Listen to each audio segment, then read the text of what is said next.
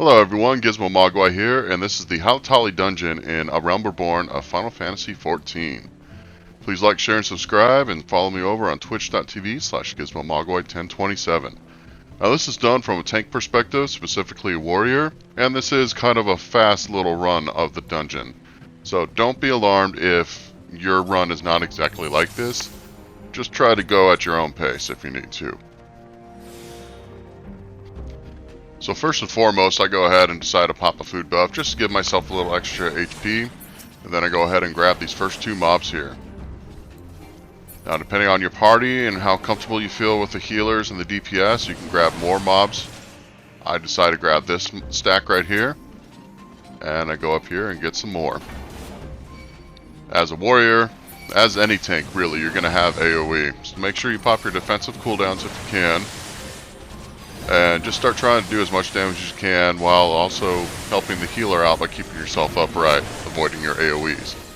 The rest of your DPS should kind of follow suit and taking care of all the enemies. Once you got all these done, you just got 3 more regular enemies up top here, and then you'll be on to the first boss.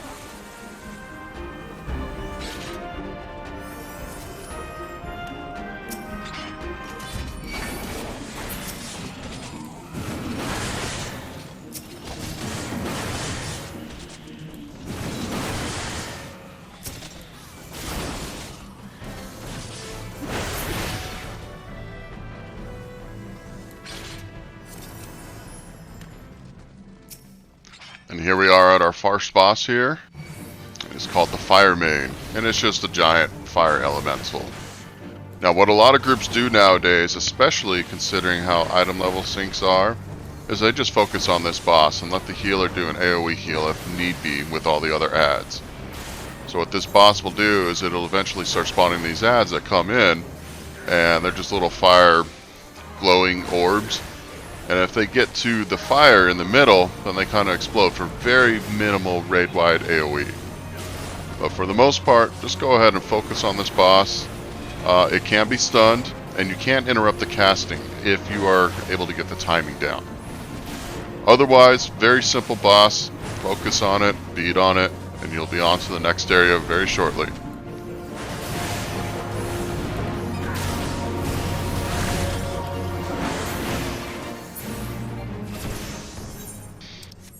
Now that you got the boss dead, go ahead and touch this ethereal flow, click on it, and it'll teleport you to the next area.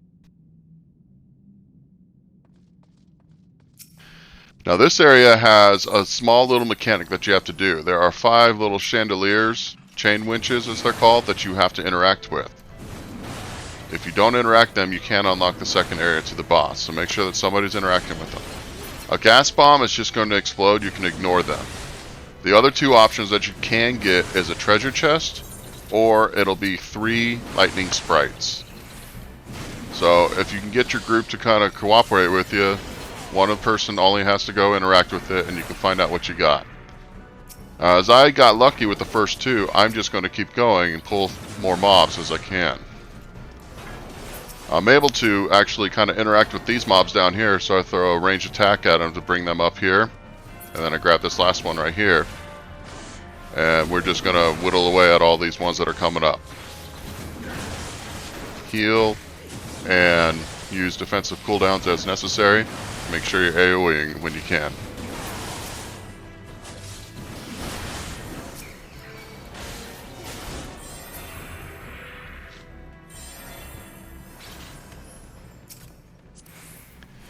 Here's chain winch number 3. Go ahead and grab these mobs right here. Another gas bomb, so you can just move on forward. So you go this path forward. There'll be another chain winch up here by itself. No mobs around it, so you can go ahead and interact with that.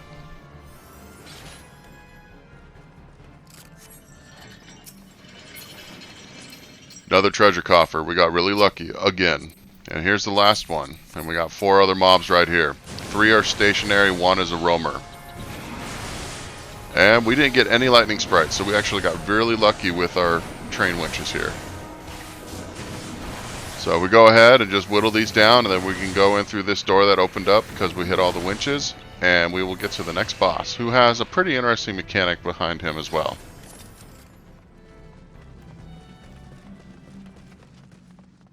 So as you notice, there's a little gap here that I kind of go down, and I go ahead and throw a range attack at Thunderclap, who is the second boss of Halatali.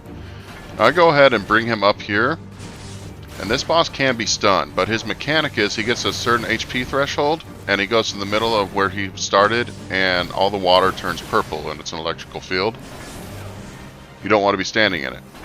Then he spawns two sets of 3 lightning sprites, and you have to kill the sprites before he becomes vulnerable again. I'm sorry. And once they're all dead, he'll come back, he'll hit another HP threshold, and then he'll go back and do another set.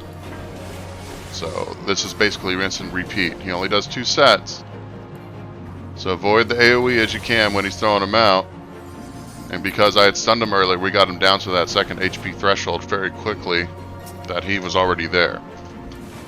So just go ahead and take care of these next sprites that are coming out, and then just whittle him down and beat him, and you will have beaten the second boss of Halatali.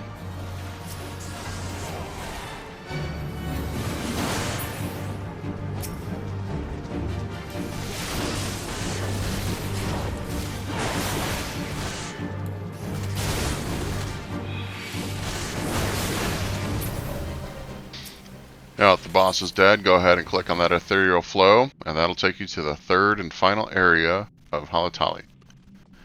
Now this can be different from how your run will go. It really depends on how the enemy patrols work, but you have to get this one for sure. And then these 2 right here as well have to be gotten. There's no sneaking past them. But all of the gas bombs that are patrolling, depending on where they are in their patrols, you might be able to just skip them and not have to pull them. While somebody's, while we're beating on those, you can have somebody actually open this door, and this opens up to the final boss room.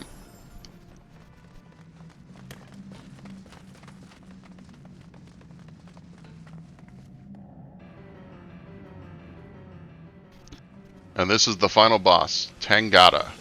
Now this boss has a mechanic that he does twice in the fight. As a tank, if you really want to show off a little bit, you go ahead and pull him up to about here.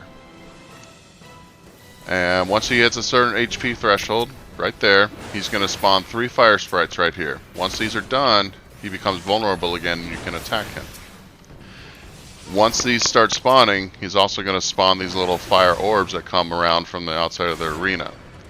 What most groups do nowadays is you just focus on Tangata here until he gets invuln, and then you go ahead and take care of the fire sprites and go back to him again.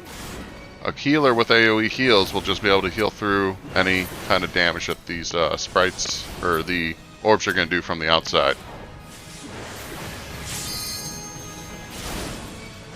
So now that he's gone through the 2 invuln phases and you've killed all the fire sprites, he is now killable. Go ahead and have everybody focus their damage on Tangata here, and before long he's going to just fall. If you happen to get a limit break, have one of the DPS limit break if they choose to decide to. Otherwise, congratulations, you have just beaten the Halatali dungeon.